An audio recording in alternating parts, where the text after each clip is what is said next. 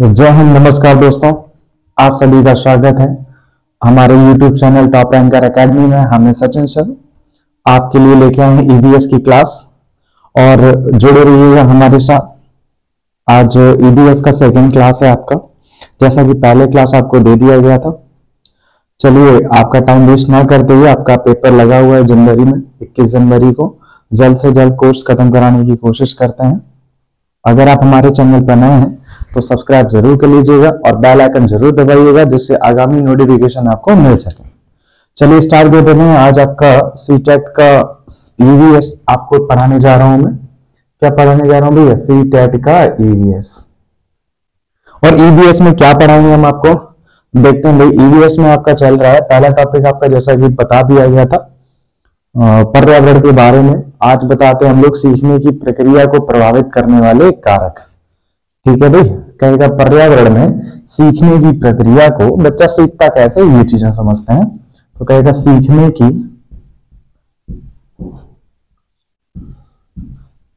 प्रक्रिया को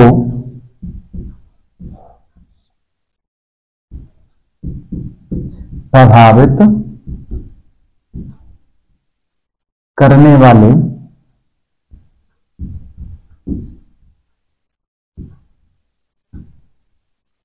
कारक। देखते हैं भैया, बालक को सीखने के लिए कौन कौन से कारक जो है वो प्रभावित करते हैं। अच्छा, आप लोग बता सकते हैं कितने कारक हो सकते हैं? ये सीखने की प्रक्रिया के दो कारक होते हैं। कितने कारक होते हैं भाई? दो। एक होगा आपका व्यक्तिगत कारक और एक दूसरा कौन सा होगा भाई? वातावरणीय कारक। एक कौन सा होता है भाई? व्यक्तिगत कारक। एक होता है आपका व्यक्तिगत कारक, व्यक्तिगत कारक। दूसरा होता है वातावरणीय कारक।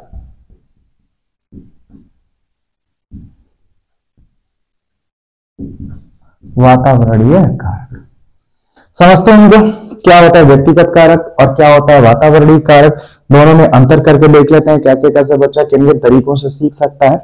चलिए, व्यक्तिगत कारक में क्या होता है? बच्चे की अपनी बुद्धि, रुचि, इच्छा, दृढ़ता, परिपक्वता, अभिप्रेरणा, अभ्यास, चिंता, थकान, स्वाध्याय विधि आती है। चलिए लिख लेते हैं इनको, आप लोग भी नोट बना लीजिएगा इनके बढ़िया से। क्या होता है भैया? बुद्धि, दृढ़ता,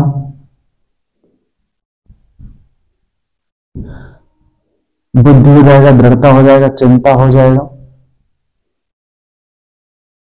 लिखते चलिएगा इनको साथ साथ में। इच्छा हो जाएगा आपका, इच्छा, रुचि, इच्छा और रुचि हो जाएगा आपका। अभिप्रेरणा जिसको कहते हैं मोटिवेशन, अभिप्रेरणा, अभिप्रेरणा। और क्या होगा? स्वेच्छा या फिर स्वाध्याय,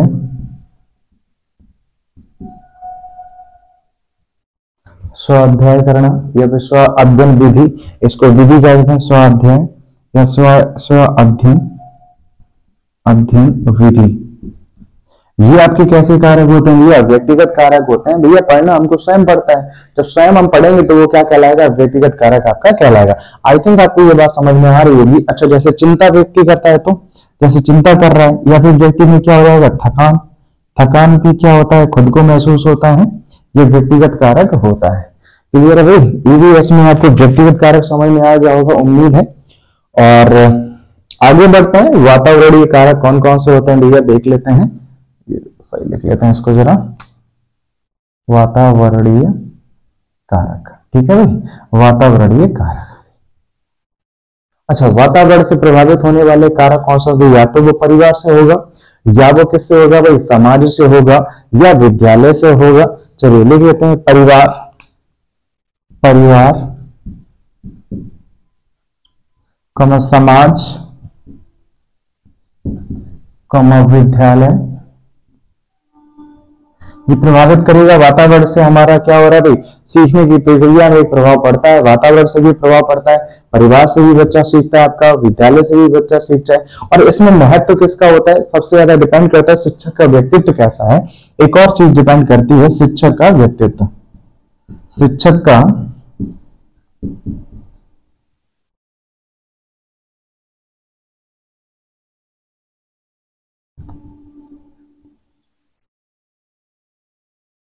शिक्षक का व्यक्तित्व, गले लिखा है व्यक्तित्व सही लिख देता है इसको। शिक्षक का व्यक्तित्व,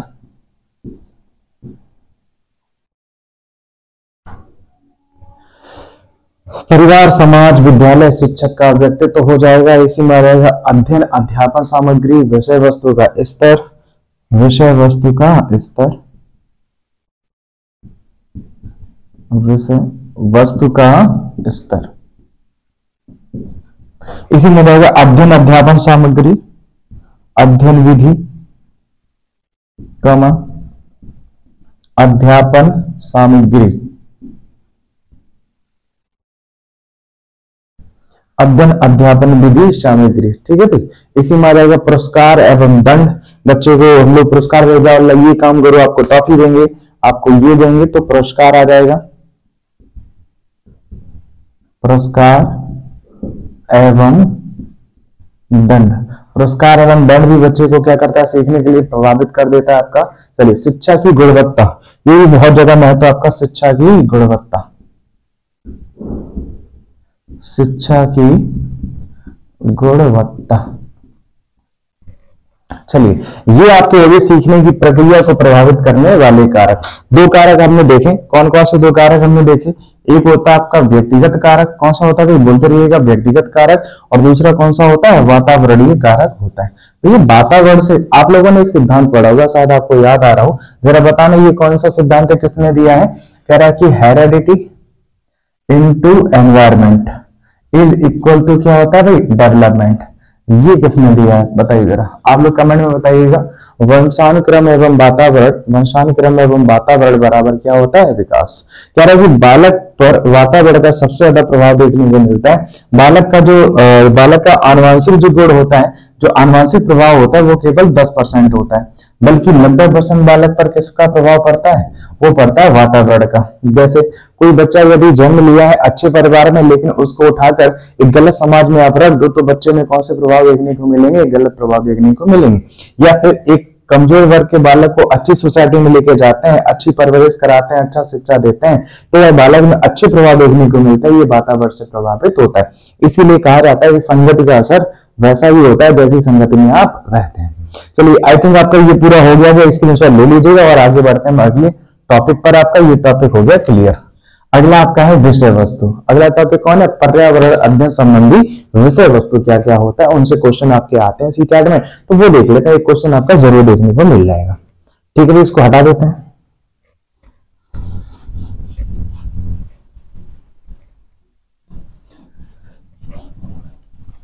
पेपर नजदीक है, मेहनत ज्यादा करनी पड़ेगी आपको, करते रहिएगा, लगे रहिएगा, सफलता आपको मिलेगी अवश्य।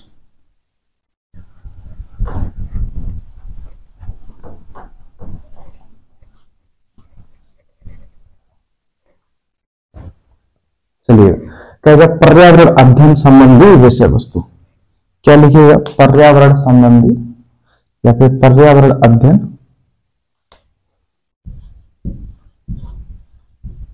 पर्यावरण अध्ययन विषय वस्तु।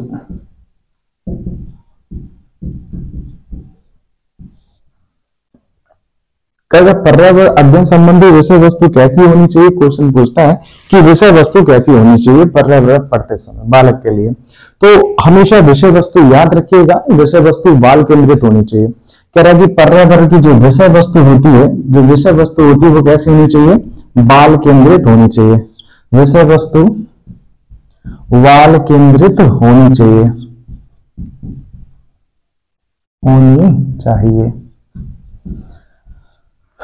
पर्यावरण की जो विषय वस्तु है वो कैसी होनी चाहिए, बाल केंद्रित होनी चाहिए। दूसरा कहेगा प्रकृति एवं पर्यावरण का जो विषय वस्तु है, प्रकृति एवं वातावरण या फिर सामाजिक सांस्कृतिक पर्यावरण से जोड़े। कहेगा पर्यावरण की जो विषय वस्तु होती है, कहेगा पर्यावरण की जो विषय वस्तु होती है, बालक को सामाजिक सांस्कृतिक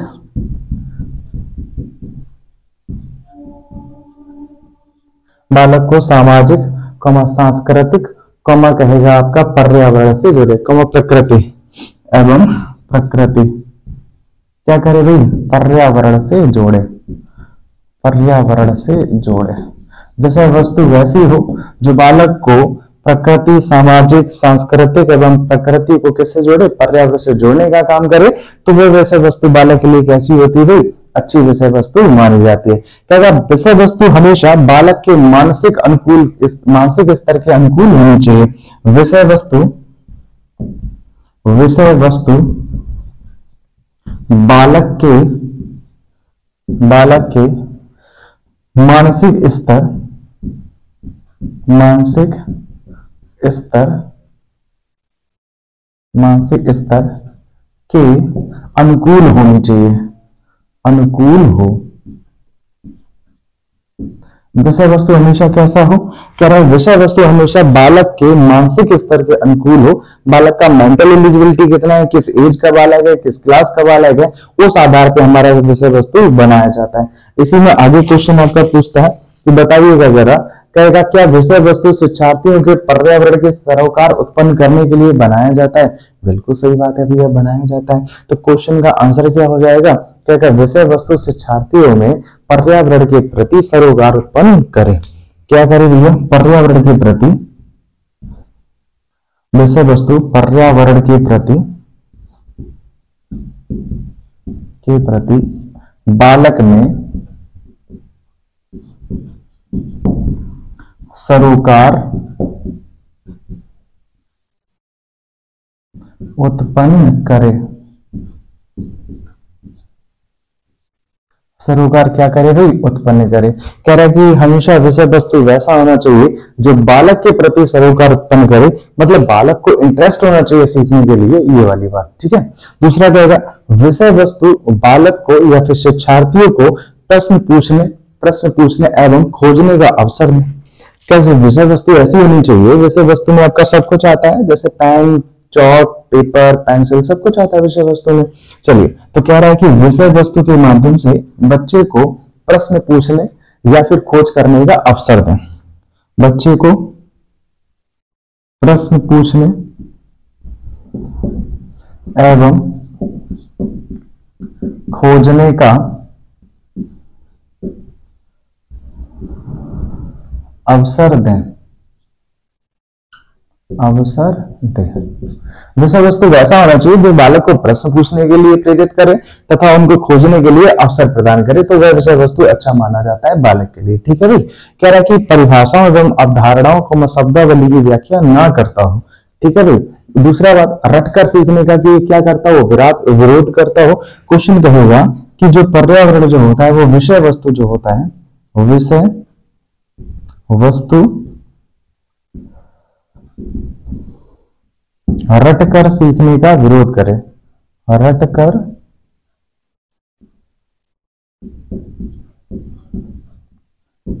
सीखने का विरोध करे।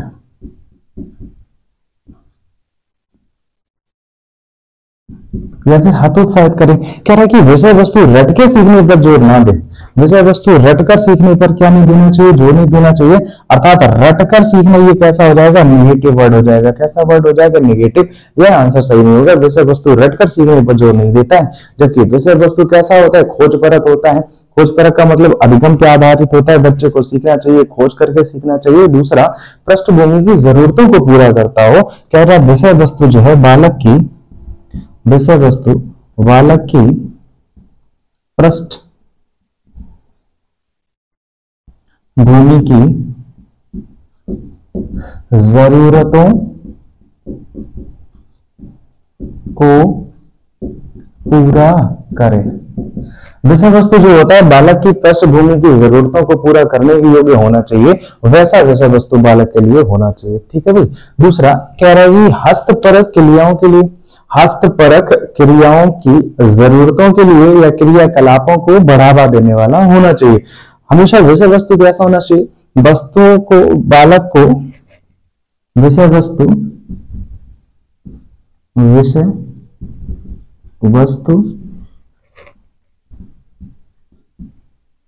बालक, तो विषय वस्तु बालक को क्या करना चाहिए, बालक को कहेगा कि आवाज सुनाई दे रही है? सबको दिखाई दे रहा है भाई? फ्लैक्चुएट कर रहा है शायद थोड़ा सा।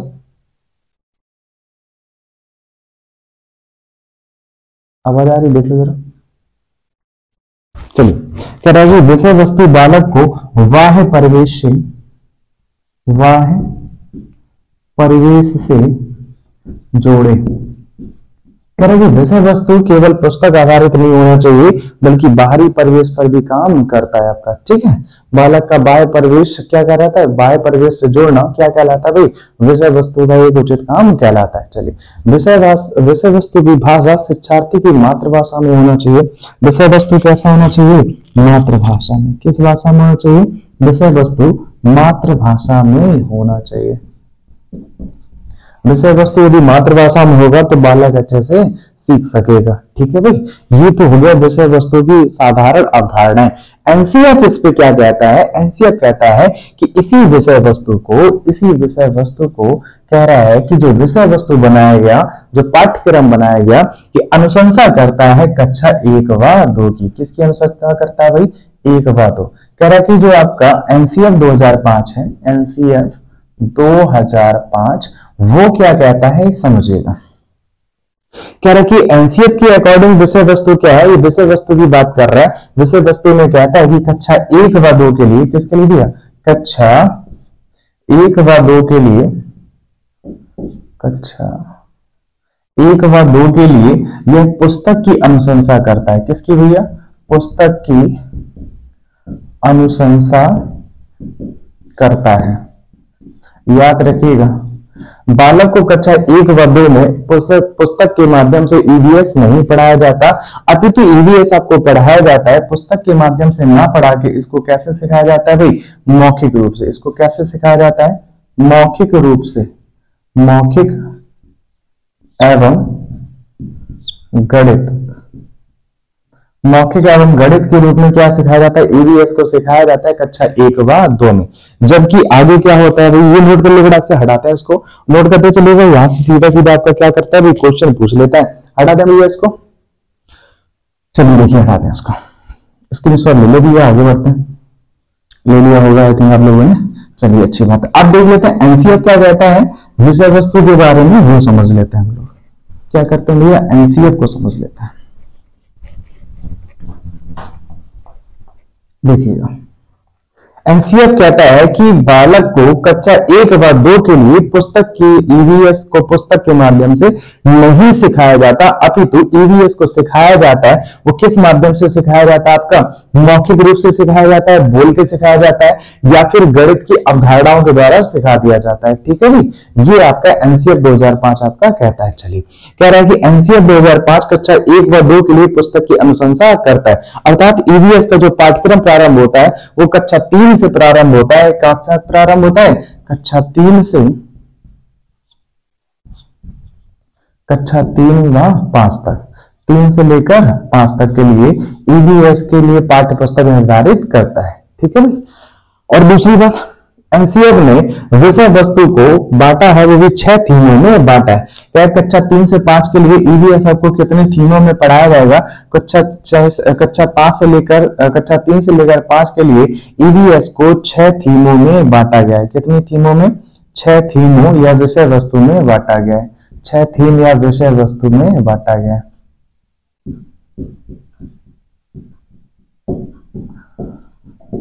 यही 6 थीम बालक के ईवीएस में काम आते हैं। कौन कौन से 6 थीम है पहले समझ लेंगे, और इनकी उपथीम भी आपसे पूछता है। क्या होता है भैया पहला थीम? देख लेते हैं भैया, पहला थीम क्या होता है? पहला होता है परिवार एवं मित्र। क्या होता है भैया? परिवार एवं मित्र। दूसरा उपथीम क्या होगा भाई? दूसरा देख लेते हैं, इनका एक थीम होता है, उपथीम भी होता है। दूसरा होता है आपका भोजन। क्या होगा भाई? भोजन। परिवार एवं मित्र है, परिवार में मित्र ले आएगा तो क्या करेगा? भोजन करेगा। ऐसे याद कर सकते हैं, भोजन करके ये क्या करेगा? पानी पिएगा। क्या करेगा भाई? पानी पिएगा। चलिए याद रखिएगा, 3 हो गए, 3 इधर देख लेते हैं। देखिए, पानी पी के क्या करेगा भाई?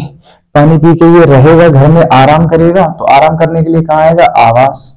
कहां पर आएगा, कहीं ना कहीं तो रुकेगा भाई, कहीं ना कहीं तो रुकेगा। तो चौथा क्या हो जाएगा भाई, आवास हो जाएगा।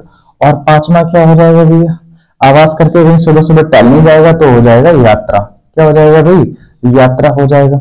और छठवां कौन सा हो जाएगा भैया, छठवां हो जाएगा लास्ट में, हम चीजें कैसे बनाते हैं या फिर हम चीजें कैसे सीखते हैं। ठीक है, तो हम चीजें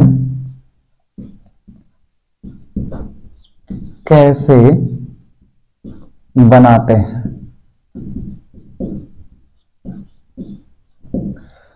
हम चीजें कैसे बनाते हैं। चलिए, पर्यावरण की ये क्या होगी भाई, 6 थीम होगी। इन्हीं 6 थीमों के इर्द गिर्द पूरा आपका ईवीएस घूमता है। पूरे ईवीएस में क्या होता है, परिवार एवं मित्र के बारे में बताया जाता है, फिर क्या बताया जाता है, भोजन के बारे में, फिर किसको बताते हैं, पानी, फिर किसको, आवास, यात्रा, और हम चीजें कैसे बनाते हैं। देखिएगा, सबसे पहले आपके घर में कोई गेस्ट आएगा, आपके परिवार में आएगा, तो वो मित्र आएगा, तो मित्र क्या करेगा, उसको हम खाना खिलाएंगे, खाने को क्या कहते हैं, भोजन कहते हैं। और भोजन खिला के पानी पिलाएंगे भैया, पानी पिला के उसको क्या करेंगे, आराम करने के लिए आवास पर भेजेंगे, तो आवास पर सुबह उठ के टहलने जाएगा, वो यात्रा करने के लिए जाएगा। फिर बाद में कहेंगे हम चीजें कैसे बनाएंगे या फिर हम चीजें कैसे बनाते हैं। ठीक है भाई, कोई दिक्कत नहीं है। अब देखिएगा, परिवार एवं मित्र में थीम ना पूछ के बल्कि क्या पूछेगा आपका, कभी कभी पूछ लेता है निम्नलिखित में से कौन सी विषय वस्तु की थीम नहीं है या फिर कौन सी आपकी थीम है। तो ऐसे करके आपका ऑप्शन में पूछ लेता है। कैसे क्वेश्चन पूछेगा, देखिए, तो पर्यावरण में कौन सी उपथीम नहीं है। आपको जो पहले तो उपथीम बता देते हैं, इसके लिए क्या लिख लीजिएगा यहाँ पर, उपथीम। उपथीम में क्या कहेगा, आपसी संबंध, आपसी संबंध। परिवार में जब आप रहते हैं तो आपसी संबंध आपका देखने को मिल जाता है। ठीक है भैया, इसी में आ जाएगा आपका खेल, इसी में आ जाएगा आपका काम। परिवार में रहेंगे, कुछ काम हम करेंगे, काम एवं खेल। क्या रहेगा भैया, कुछ काम हम करेंगे, घर में रहेंगे, और कुछ ना कुछ खेल वेल भी खेलेंगे, घर में रहेंगे, तो परिवार एवं खेल। क्या रहेगा भाई, परिवार में क्या रहेगा, आपसी संबंध होंगे, कुछ काम करेंगे या परिवार में रहेंगे, परिवार में कुछ खेल वेल भी खेलेंगे, कुछ आप परिवार में क्या देखिएगा, परिवार में जानवर वगैरह भी होते हैं। क्या होते हैं भैया, जानवर भी होते हैं। जानवर परिवार में ही क्या देखने को मिल जाते हैं, पेड़ पौधे, परिवार, जानवर कौमा पौधे, जानवर कौमा पौधे। तो ये उनकी क्या हो गई, उपथीम। कहेगा निम्नलिखित में से कौन सी उपथीम नहीं है। ऑप्शन मिलेगा, आपसी संबंध, खेल, पौधे एवं परिवार। तो क्या हो जाएगा आपका, उपथीम में परिवार नहीं होगा, क्योंकि परिवार क्या है आपका थीम। बात समझ में आ रही है आपको? अगर बात समझ में आ रही है तो भोजन को देख लेते हैं। किसको देख लेते हैं भाई, भोजन। क्या भोजन की भी कुछ ना कुछ उपथीम होगी। इसको नीचे कर देते हैं भैया। अब क्या कर देते हैं भाई, भोजन की क्या देख लेते हैं भाई, उपथीम देख लेते हैं। अच्छा, भोजन जब करेंगे तो भोजन में आप क्या देखेंगे, सब्जियों का संरक्षण कैसे होगा, इनमें स्वाद क्या क्या होता है। ठीक है, तो स्वाद हो जाएगा, पाचन कैसे होगा, सब्जियों का संरक्षण कैसे होगा। तो भोजन में क्या रहेगा आपका, पाचन आएगा। पाचन क्या आपका, उपथीम होगा। पाचन क्या होगा भाई, उपथीम होगा। दूसरा स्वाद, क्या होता है भाई, स्वाद, कौन सी सब्जी अच्छी, कौन सा भोजन अच्छा, तो स्वाद हो जाएगा। और तीसरा क्या होता है इसमें, सब्जियों का संरक्षण। क्या होता है भैया, सब्जियों का संरक्षण।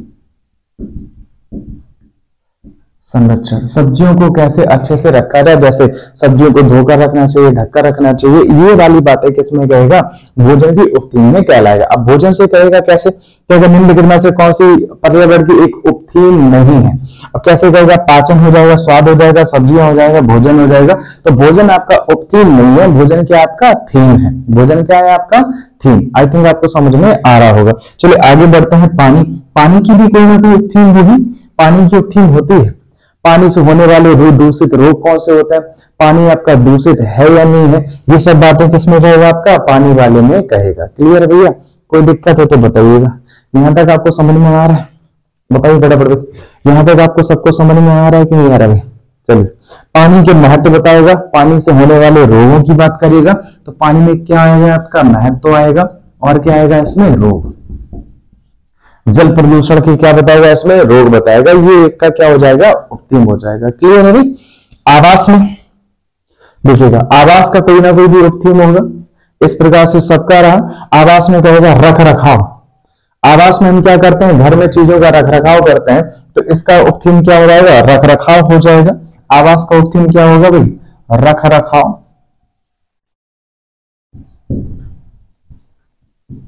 इसी में आ जाएगा पहनावा। तो ये उपथीम किसकी हो जाती है? आपकी आवास की। आवास में रहेंगे हम लोग, कहीं ना कहीं कुछ काम काज करते हैं, चीजों को इधर उधर रखते हैं, कुछ ना कुछ पहनावा हमारा होता है घरेलू, तो वो सब चीजें आवास में आ जाती हैं। यात्रा में क्या होगा? यात्रा में उपथीम होती है आपकी विश्व धरोहर। क्या होती है भाई? विश्व धरोहर।